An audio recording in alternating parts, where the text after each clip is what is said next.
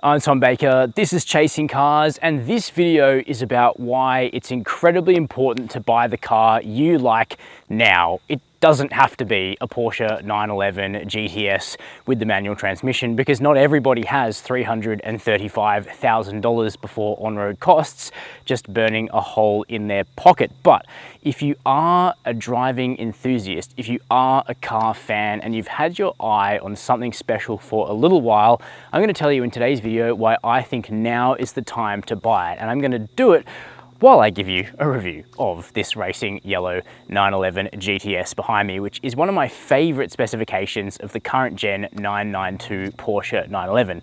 Why? Well, aside from the Carrera T, this is the only way to get a Carrera with a manual transmission in Australia, and it's not a bad way to do it. The spec on this car is really a Goldilocks one for the 911. 353 kilowatts of power, so it's not overpowered like something like a 911 Turbo or one of the GT cars.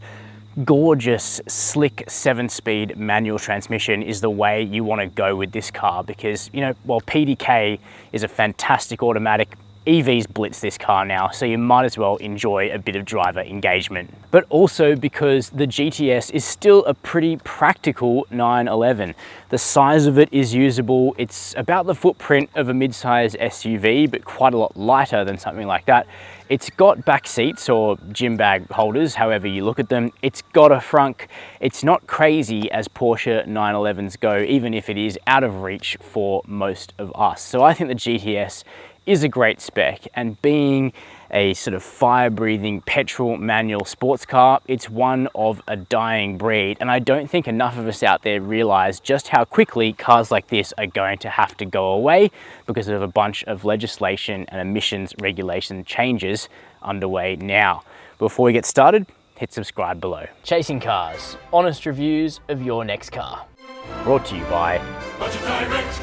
So let's get straight into the driving, because of course that's what the 911 GTS is all about, and it's probably what the car you've got your eye on is all about too, even if it's not this yellow 911, because obviously on the Chasing Cars channel we spend most of our time talking about more affordable vehicles, and I'm a driving enthusiast and hot hatches are really my bread and butter, but obviously it's awesome to be able to review such an archetypal classic like this car. But it comes at an interesting time, because while we've been sheltered down here in Australia from many of the emissions regulations that have governed the shape of the European market for the last decade or more, all of those rules are now coming home to roost, so to say, here in Australia. Not only is our government looking at similar emissions regulations, which of course many would say needs to be done, but the way that car manufacturers plan their future production for huge markets like Europe and the United States, where many of the individual states follow California's European-style strict emissions regulations, are going to start governing what kind of cars we get here in Australia. Not so much dual cabs, which usually come out of Southeast Asia and aren't really affected by European product planning, but certainly exotic sports cars like this Porsche 911. Really anything where the European market is its focus is going to start getting very, very difficult to buy if it has a petrol engine or a diesel engine and it's not supported by a strong plug-in hybrid system that delivers, you know, close to 100 kilometers of electric range. Because if you look at the European market regulations that are going to start biting in the next couple of years, if you're not a plug-in hybrid or fully electric, then it's basically impossible to continue to be sold. And it would be totally naive to think that Porsche will continue to sell like classic versions of its cars to markets with weaker emissions regulations. It's obviously possible, but I don't think it will happen, because as a business decision it would be so costly to keep those separate products running and being produced at the same time. The spy shots and the rumors, they all suggest the next 911 will be a hybrid of some sort as a bridge to when this model becomes a fully electric sports car later in this decade, or somewhere around that 2030 mark, in order to comply with the regs but also continue to be sold. And that's going to be the story of many, many sports cars that you might be a fan of. We already revealed Hyundai's plans, for instance, of how they're going to deal with the next round of European emissions regs, and it ain't pretty. The way they're going to deal with it is they're going to retain the i30 sedan N because it sells sufficient numbers in America and Australia, but the i30 N hatch and the i20 N hatch and the Kona N will have to be taken off sale until they can become fully electric vehicles later this decade. Because if you're not a plug-in hybrid with lots of electric range, or you're not a fully electric car, it's going to become very, very difficult to be sold in Europe in just a couple of years' time. And Porsche just isn't going to make this car with a non-hybrid engine for Australia and a hybrid for Europe. It's just not going to happen. You know, there could be a crossover of a year or so, but when they decide to take this car off sale, it's going to be off sale, and that's going to be the case across so much of the car industry. So unless your idea of a performance car is like a Ford Ranger Raptor built in Thailand and shielded from many of these rules, if you love hot hatches or rear-wheel drive coupes like this, then you're going to need to get in quick if you want to buy a new car rather than a pre-owned car. So it's all getting a little bit dire, and that's especially the case when you actually do jump behind the wheel of a car like this, because this is as good as combustion cars have really ever gotten, certainly from an efficiency standpoint, but also from a drivability standpoint. Whether it's tire technology, suspension technology, combustion technology, these cars are just a symphony of engineering excellence with so much everyday usability, and then the ability to just swivel a little drive mode dial down here and make this car so much stiffer and quicker and more responsive when you do find a great back road, and you can, you know, downshift this wonderful manual and just pin it and really enjoy all of the harshness that comes from combustion in that moment, which is taken away by a super refined electric powertrain. And while I'm completely comfortable with EVs, and I think this car and a Taycan would be an awesome two-car garage, there is less feel. You know, EVs can be fun to drive for sure. Their ride and handling can be excellent, just like the Taycan is, our 2022 EV of the year. But when it comes to the sound, when it comes to the vibration, when it comes to the feel, undeniably there's something there in combustion for car fans, and this 911 GTS just gets so much of it so right. You've got the sound of that flat six engine coming from behind you, 6 cylinders of power, and even though this car is turbocharged and it was controversial when the Carrera went turbo a few years ago, it doesn't actually feel like a turbo car. There's such good throttle response, immediate response, and no perceptible lag or peakiness in the engine that you can beyond forgive it for being turbo. Instead, you come to appreciate the extra flexibility of it being a turbo motor without the usual downsides of turbocharging. And it's funny because you might think of a 911 manual as being a less than approachable car to drive, but in actual fact, this is such an easy manual to drive because there's 570 Newton meters of torque and it's all available really low. Anyone could drive this manual. It's a very difficult car to stall, but once you get up to speed and you're working your way through the 7 gears, it's just an absolute delight, and you find yourself really shifting more than you probably need to just to enjoy this cliched rifle bolt action shifter, but that's exactly what it feels like as it slickly sort of slots into place. The gates are super well defined. The clutch bite point is intuitive, and of course you can drive it the old way, or if you prefer, you can use the auto blip function and just make life easier, especially if you're going to use this vehicle for commuting. The view out is excellent. You've got that classic 911 headlight bubble shape in front of you. The instruments are clear, the ergonomics are perfect, the steering is crystal clear. So rare for a modern car to have great steering, rarer still when it's an electric power steering rack as it is in this car. But the clarity through the wheel is just superb. You know what's happening at the front of the car, you can feel your limits of grip, you can feel the imperfections in the road, and all of that feedback and communication lets you make informed choices as a driver. The amount of grip is incredible, both from the sticky tires, but more so from the innate chassis grip that's in this 911. It really doesn't want to break free at the front or at the rear when you get onto the power. Being a classic 911, once the rear does break free, you can get into some fairly significant slide moments in this vehicle that are less than appropriate for the public road, but can be explored by the very wealthy on track who could afford to bin a car such as this. But even if you don't want to explore those limits or past the limits of grip in a 911, it's an engaging and enjoyable car to just drive in a sensible way and just plotting the right lines in the corners and enjoying the mechanical perfection that comes from this platform. It's a great 911, it's a great sports car. I think it's the right balance of the 911s in terms of power and driver engagement. Certainly it's quick enough. Porsche claims 4.1 seconds 0 to 100. I'm not the best at launching manuals. I was able to get 4.24 seconds to 100 out of this car on the V-Box, which I think is pretty damn good. But the brakes are astonishing. 6-piston monoblock calipers at the front. The discs themselves are actually bigger than 400 millimeters, so a huge stopper, and that's how this car was able to break our braking record, if you like, and return a 100 to 0 stop in just 30.45 meters, or about 15 meters shorter than a dual cab, which is just insane. This car won't quite stop on a dime, but it will stop in 30 meters, which is as short as it gets, at least in the 150 or so cars that we've performed that test on. In terms of safety features, you can option stuff up, but as it comes, this car doesn't have the same safety suite as you'll find kind of across most of the rest of the industry. It doesn't have AEB as standard, for instance. It doesn't have lane keeping, and of course, a lot of people won't want that stuff. I think AEB, of course, should be standard on cars. You do get a standard reversing camera, but in terms of adaptive cruise and lane keep, on a 911, I could live without it.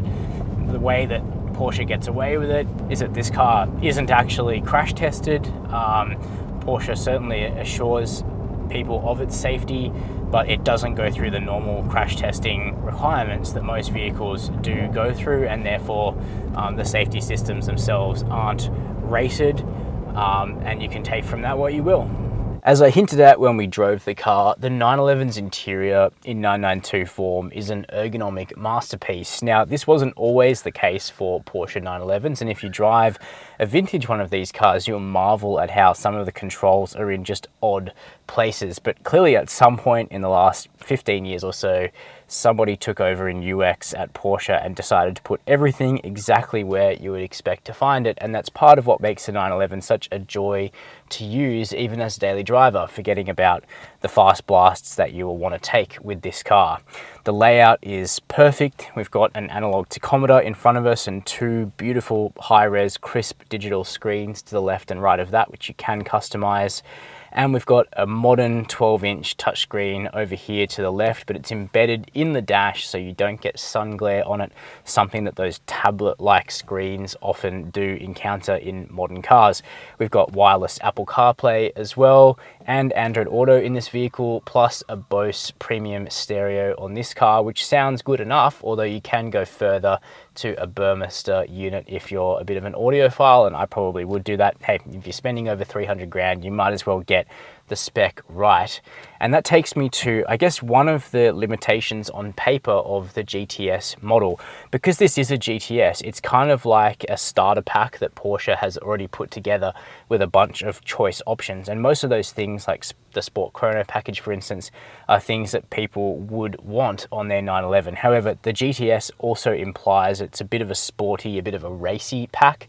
And if you prefer your 911 to be more down the luxury end than the sports end, then you're going to need to use the Porsche exclusive manufacturer program in order to buy a GTS and do things like take off the Alcantara steering wheel, which is a default option on the list and something that not everybody likes, including me. I prefer a leather steering wheel.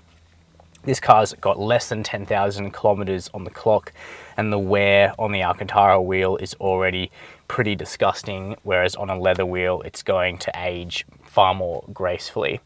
Now, this car is racing yellow outside. It's a good color, but it's obviously going to be a lot louder than some people will want, but there's heaps of great colors on the list, and of course loads of paint to sample and custom paint options for this car if you're willing to pay.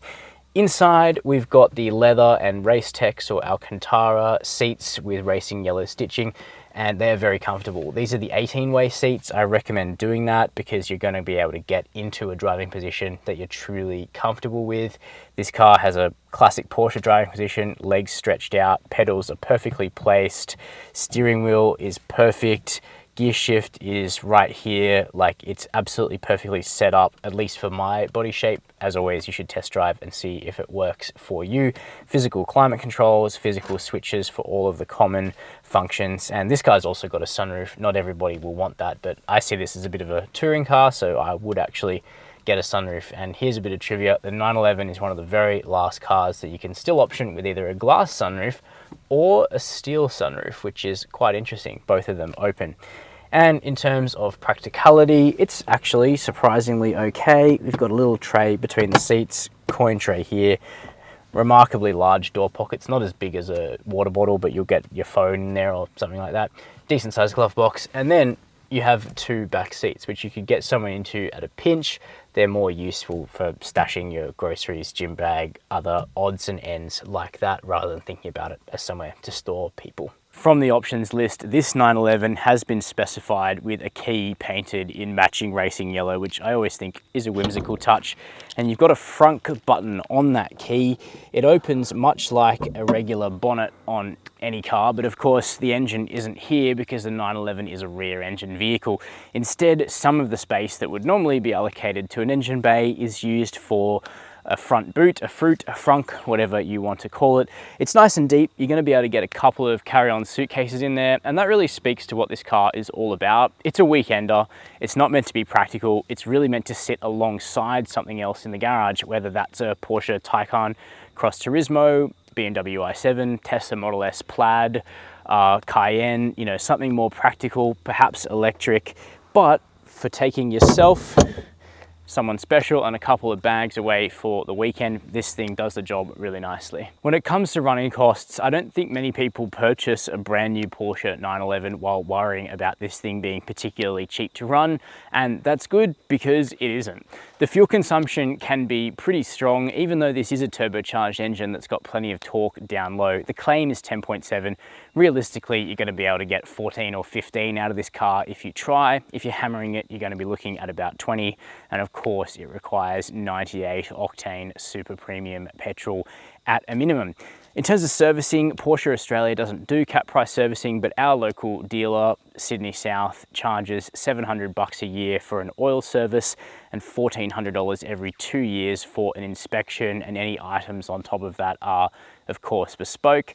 And the warranty on the vehicle is 3 years with unlimited kilometers, so that's less than you'll get from an AMG vehicle, an M car, Audi Sport, etc. But Porsche is very good at letting you buy extended warranties. They will cost you, but they'll give you peace of mind, which is something that money can't really buy. So those are my opinions of the 992 generation Porsche 911 GTS with the optional 7-speed manual.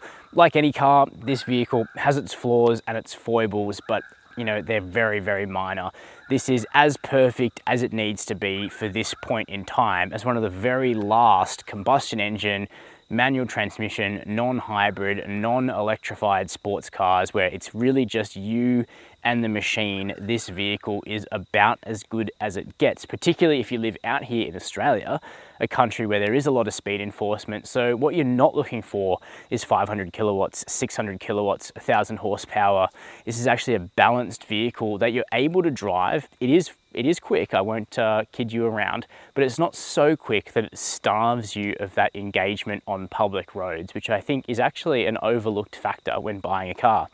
And if you're like me and you accept that electric vehicles are our very likely future, and that's good, that's okay, there's still a place for a vehicle like this at the moment. But what I don't want you to do is think that this car will be on sale forever, because it won't. Porsche is reliant on the European market. It's caught by European Union regulations, by California regulations that are making it really difficult to sell cars like this 5 years from now, 10 years from now, because Porsche isn't some specialized manufacturer that will be able to sell under 1,000 cars.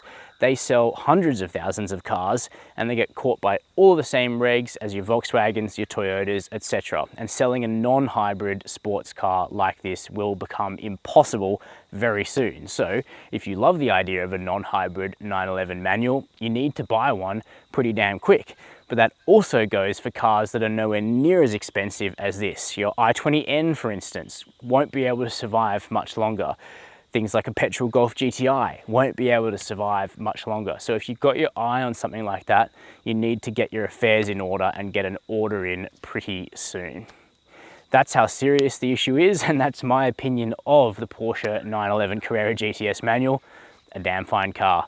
Very keen to know your opinions down below in the comments, so let me know. While you're down there, hit subscribe, hit the notification bell, and as always, thanks for watching Chasing Cars.